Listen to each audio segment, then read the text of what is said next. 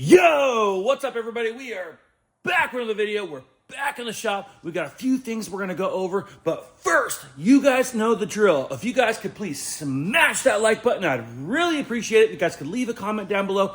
I don't care what it is, it super helps the channel out. Are you guys ready? Because I'm ready. Let's go. Yeah, let's go.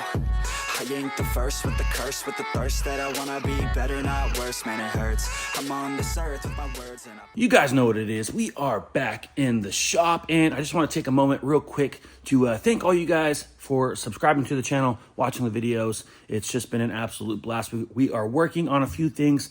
Currently, we're working on the website, trying to get the merch shop up and active, so stay tuned. You guys will get access to exclusive Nitro Autolab merch, and guys, it's going to be awesome. Don't mind my dirty work shirts and hats, but your guys' stuff won't be dirty. It'll be brand new, I swear. Plus, we got lots of awesome colors, designs, all sorts of stuff coming, so stay tuned, be patient. I know I've been talking about it for a while.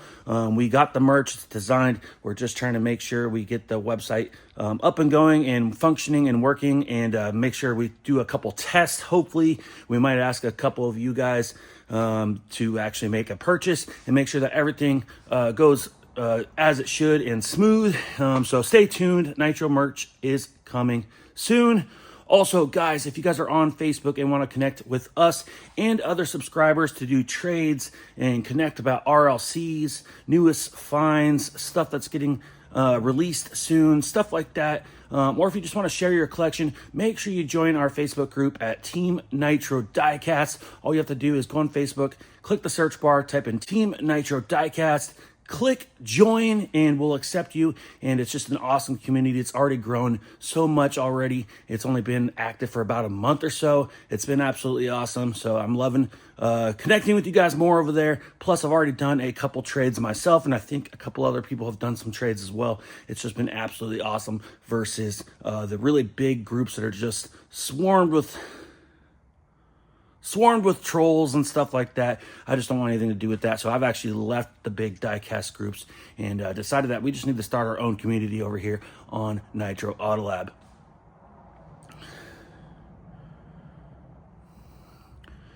But yes, guys, we are back in the shop. We have a pile of parts over here. I have a couple workbenches here in the shop. I got one here, I got one over there, and we even have a part shelf over there. And usually when I get new parts, I start stockpiling parts for certain jobs in certain areas, usually on the part shelf. But sometimes in the back here, I'll either put stuff that's needs to be put on the lift, or usually my personal projects will go back here. That's why you see this workbench right here. This is all for the Lamborghini project that we are working on, and we will be getting back to you once we're done with the top secret project here, which you guys will find out soon. We are almost ready for paint for the top secret project, but we're just waiting on one part, and we just got a couple little small tasks to do, and we've been moving right along, and we'll be revealing that at some point. But my goal is to get back to this car by the end of summer, because this is going to be an amazing project. And we have been stockpiling parts, and I got the engine right there. I just need a transmission and a couple other parts, and hopefully right when we get back to it, we can actually put the engine, transmission, and all the stuff in it to actually make it turnkey, even though it looks like this. And then of course we'll be moving forward with all the cosmetic stuff as well. So stay tuned, guys. But yes, over here we have some boxes. Karmen and I are getting ready to leave on a road trip. We're taking a road trip, which we love road trips. We're heading to Vegas. So we're heading to Vegas next month for Karmen's birthday. We'll be in Vegas for a week, and then from there we're going to go over to Laguna Beach in California, stay there for a few days, and then we're going to make our way back home in Washington. So yes, it's going to be a 2,000 to 3,000 mile trip or something like that. It's going to be a lot, but it's going to be a blast. We weren't going to take our Acura on another road trip because we've already road tripped it several times, thousands and thousands of miles. We've racked up some miles, and it's just getting up there in mileage. Very good car, but of course, just like any other car, as they get up there in mileage, things can start to happen, and things just seem to do happen. And I just don't want to put us in a position that we're out in the middle of the desert, no cell phone signal, no services, and all of a sudden we're on the side of the road. Of course, I come prepared. I do all the maintenance on my car. We do several services like transmission services, oil changes, tires, alignments, brakes. Everything's updated But of course, you just never know. But we are prepared financially and of course mechanically. We'll bring tools and stuff like that just in case. We've never had a problem. Hopefully we never will. But you always got to be prepared, especially when you're going to be out there in the middle of the desert. But yeah, we're going to be taking the desert all the way to Vegas, and it's going to be an absolute blast. But we had planned to upgrade our car to a newer RDX at some point. And so we were originally going to fly. Karmen had a little bit of an issue getting her real ID with the DOL. So we are working on that. So we're hopefully we'll still be able to get the real ID at some point.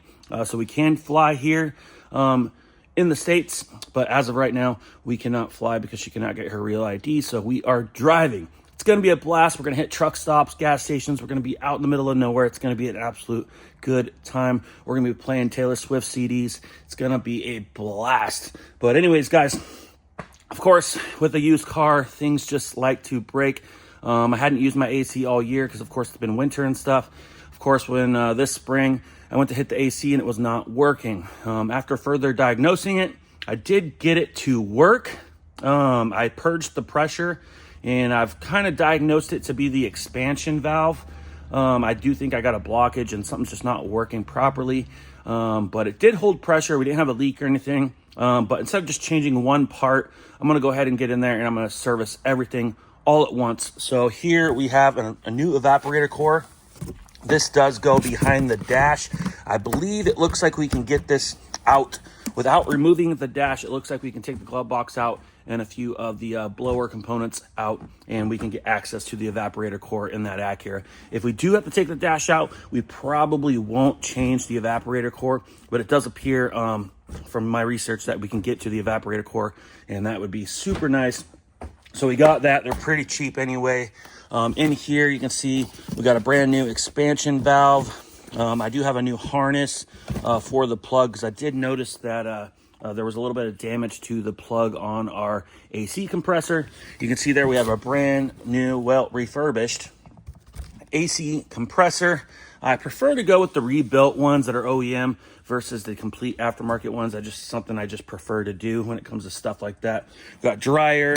Down here we have a brand new condenser for the front.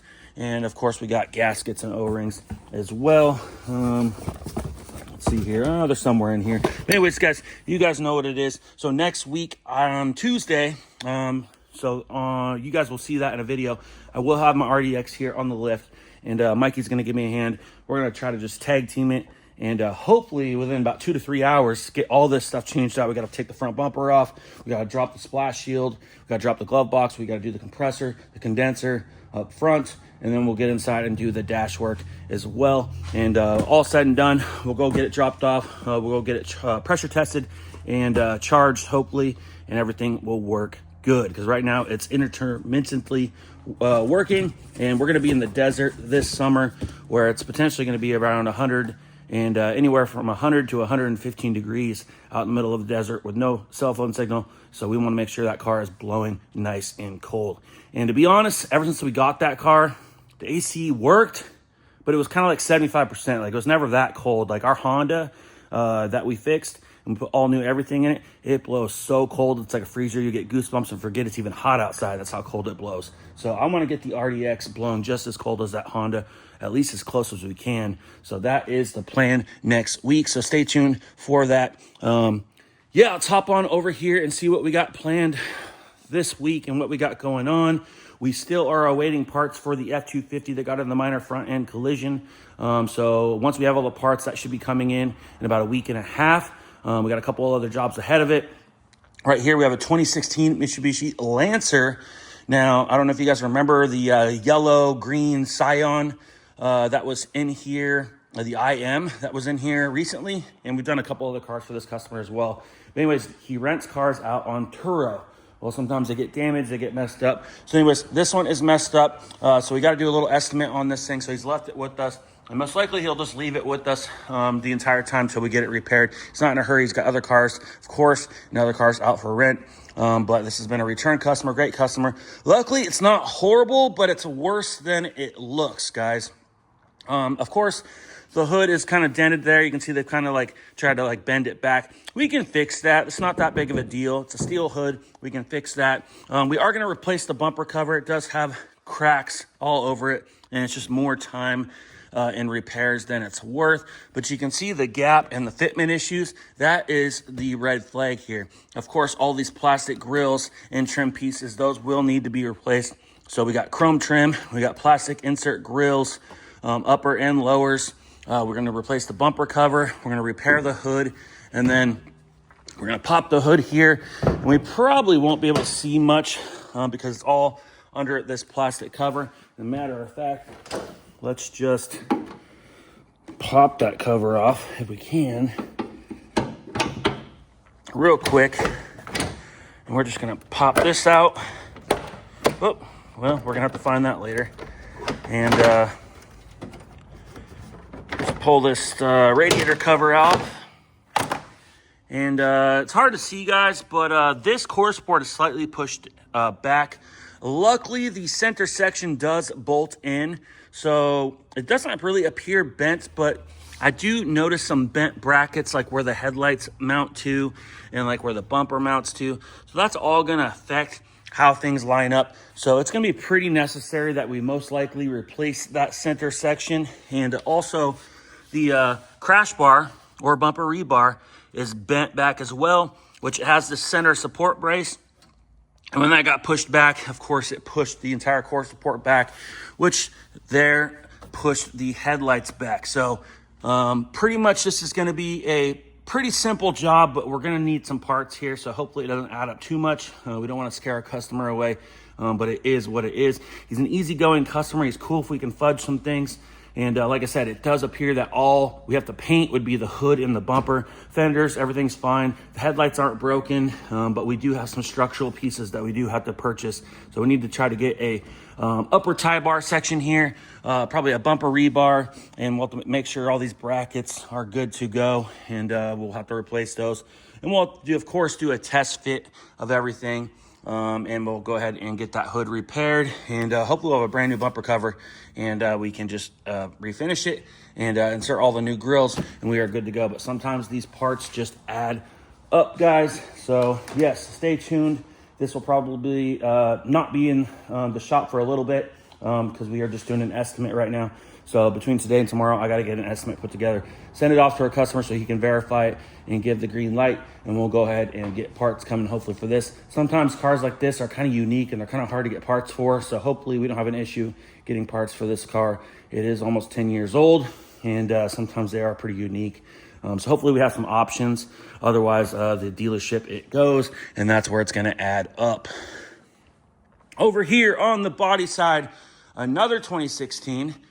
This is a Lincoln MKZ. You can see we have it all open for body work. This is a customer that is a friend of another customer that we've done lots of repairs for.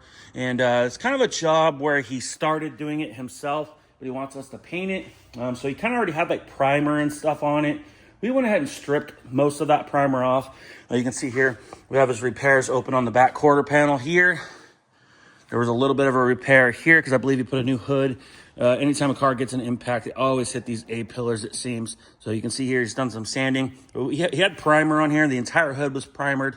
I didn't like the products that he had on there, so we went ahead and stripped that all off. Teo did a great job doing that yesterday.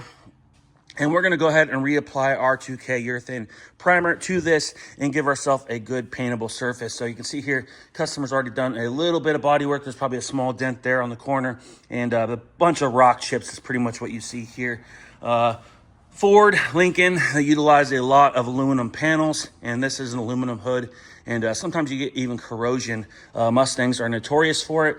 Between the steel and the aluminum, they don't like to go together, and they will start to bubble, and you get like corrosion in the paint. So I'm thinking that's maybe what was going on here in a couple spots. But yeah, you can see here, he's already got it all kind of sanded out. Teo did a great job getting it kind of ready. So what we're going to do is go ahead and apply high build primer to the spot on the quarter panel over there, the front of the pillar, the entire hood. We're going to put a couple coats. We're going to put a couple coats on this fender that he's sanded out. This pillar's got some repairs. You can see we still have a little bit of primer. We're gonna try to take our chance on this and making sure hopefully nothing reacts to us. The customer's bodywork seems to be pretty good, so we're just gonna stick with it. And back here, same thing, little repair there. And we are gonna try to keep our color and blend and repair down low so we don't end up with too much of a butt match here.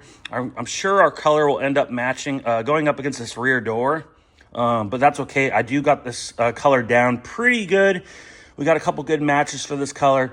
I think we're going to end up with a decent match here. The customer does plan on selling this car, so it doesn't need to be 100%, but it is going to be a pretty good match there. I did want to blend the front door. I feel like that's a little more important, especially with just that big surface right there, and it's nice and flat. So Teo did break down this door.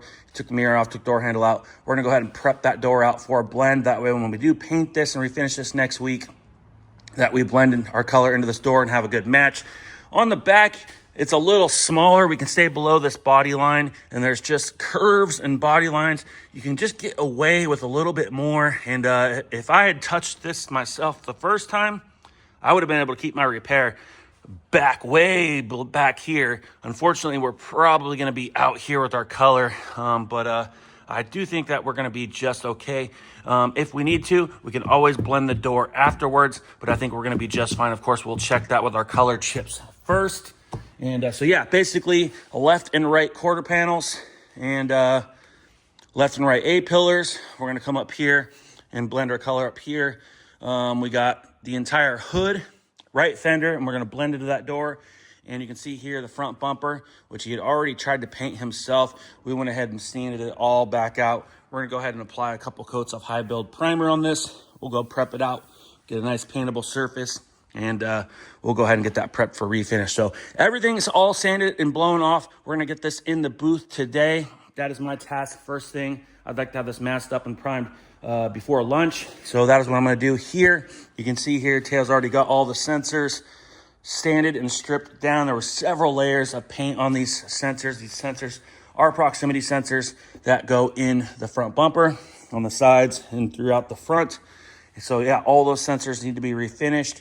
The customer had paint on the rubber, so we went ahead and stripped all the paint off the rubber, so it should look really clean when we're done. So we kind of had to do some reverse damage and get kind of control of the situation is pretty much what we're doing here. It's a pretty easy job, but it's just a little particular, and we just gotta it's a little tedious is basically what this is. So it's a lot of paint, and we're pretty much painting half the car, but it's a fairly easy job for the most part, but it is particular and a little tedious, so we do have to be a little bit careful, and we gotta make sure our blends look good because this is a 3-stage pearl. There's metallic laid over the solid base white. So that is what I'm going to do today. I have got to get this in high build primer. That way, Teo and I can pull a half day tomorrow and Friday, and we're going to go ahead and tag team this thing. We're going to block everything out. We're going to buzz everything out. We're going to Scotch Brite everything, get it all blown off, and get this thing in the booth because I have a half day on Monday. I got to take Karmen to an appointment, and I got to get this thing masked up so I can paint it. Actually, on Wednesday, I'm going to paint it. But on Tuesday, I got to do the AC stuff and the AC here for our trip. So between my stuff, customer stuff, and just stuff we got going on, we are busy. So that is it, guys. So that's what I got to do today. Let's jump inside the spray booth and show you what we got going on in here. I believe 2022 Toyota 4Runner. And you can see here, she's all bagged up. You're probably wondering, what did we paint? You can't see what we painted because it's all masked up. And that's right, guys. You can see here, we have our benches.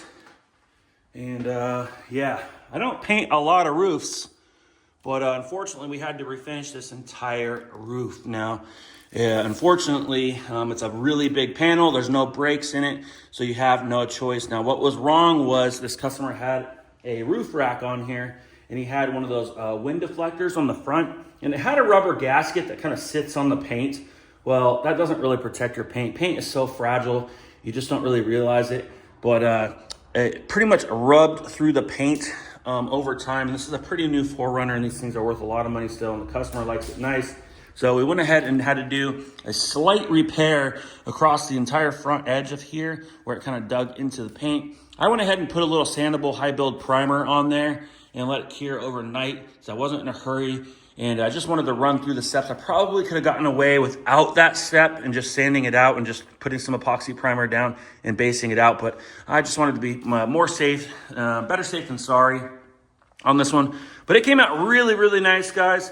We do got a little bit of color sanding we're gonna do. The customer does want to put a piece of PPF film, paint protection film, on the front here before he puts his roof rack back on. We do have to install the roof rails and put all the rubber drip rails back in here once we get it unmasked. But first things first, we're gonna unbag it. We're gonna leave the perimeter masking on. I'll have Teo go ahead and do a little color sanding, especially in like the main front area, and make sure where that PPF film, there's no dirt nibs or anything like that. And get it all buffed out. There might be a couple little specks in the back there, so I'll have them touch that up and address anything that needs to be addressed. But overall, it came out really nice, guys. It's not easy painting roofs because you only have this little platform. Maybe I need some longer benches, but so as I can only clear this section, I gotta jump down, move the bench, clear that section, and then go to the back. You can see I got step stools all over here. Plus, you gotta be careful. This vehicle is not that tall, but sometimes you get the lifted trucks in here. That's my fire suppression system.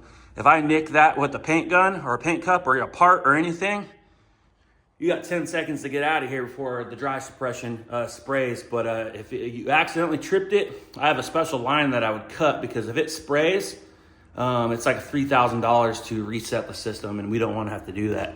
So I do have an emergency backup plan. Of course, if there was an actual fire, I would let it go off, but I've never had a fire in the 20 plus years that I've been doing this. So, but yes, you got to be very careful of the fire suppression system there, because that would be a huge, huge mess.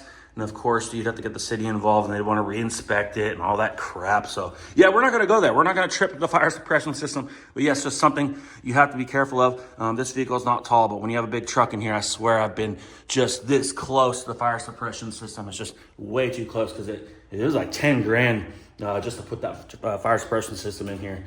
So if you're thinking about putting a spray booth in, it's national fire code now. Unless you got an old spray booth that's grandfathered in, you have to have fire suppression. So getting the booth, that's the easy part. By the time you put it up, you better triple what you think you're gonna pay. So anyways, guys, so that's the plan. First things first, unbag this, get it ready. We're gonna move some things around. We're gonna get the Lincoln in here. We're gonna start bagging that. I'm gonna prime that. Teo's gonna do some color sanding and buffing on this, get it all detailed up so it looks brand new.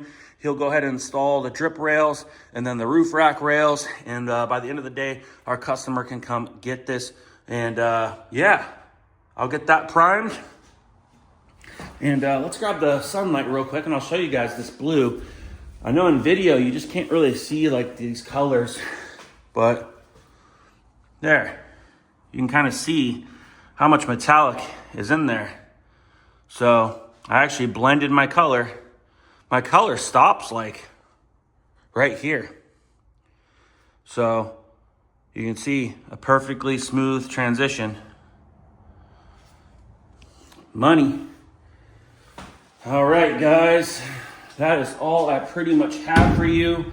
I'm going to put the camera down. I'm going to start getting after things here. I got to move some cars around, unmask this, and get ready for when we open. Of course, I'm doing these videos before we open. I still have a couple estimates to do. I got this one and another guy's truck I got to do. So those will probably take me a good 30, 40 minutes or so, or more. And before I get started, you guys know what I got to do. That's right. I got to go into track mode.